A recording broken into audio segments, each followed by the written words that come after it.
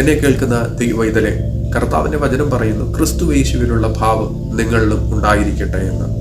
എന്താണ് ക്രിസ്തുയേശുവിലുള്ള ഭാവം? താഴ്മയുടെ ഭാവം.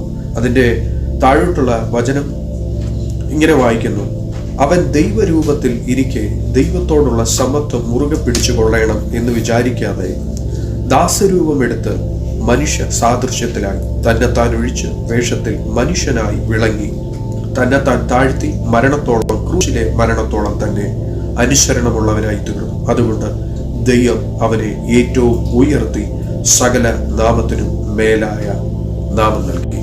എന്നെ കേൾക്കുന്ന ദൈവവേദനെ, കർത്താവിൻ്റെ വചനത്തിൽ നമ്മൾ കാണുന്നു, സ്തോത്രം, ദൈവമായിരിക്കെ മനുഷ്യ സദർശത്തിലായി ഭൂമിയിൽ അവതരിച്ച ദൈവമായിരിക്കുന്ന യേശു ക്രിസ്തു താഴ്മയുടെ സ്വഭാവം കാണിച്ചു തരുന്നു, സ്നേഹത്തിൻ്റെ സ്വഭാവം കാണിച്ചു തരുന്നു.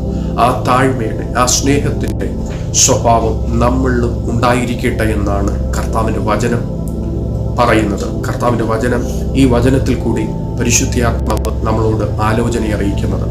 കർത്താവിൻ്റെ വചനം പറയുന്നു, ദൈവം നിഗളികളോട് എതിർത്ത് നിൽക്കുന്നു, താഴ്മയുള്ളവർക്കും കൃപ നൽകുന്നു. അതുകൊണ്ട് എന്നെ കേൾക്കുന്ന ദൈവവൈതലെ, സ്തോത്രം, താഴ്മ ധരിച്ച് കർത്താവ് നമുക്ക് കാണിച്ചു തന്ന മാതൃക പ്രകാരം ഈ വിശ്വാസ ജീവിതത്തിൽ മുമ്പോട്ട് പോയാട്ടെ. ദൈവം നമ്മളെ അനുഗ്രഹിക്കും.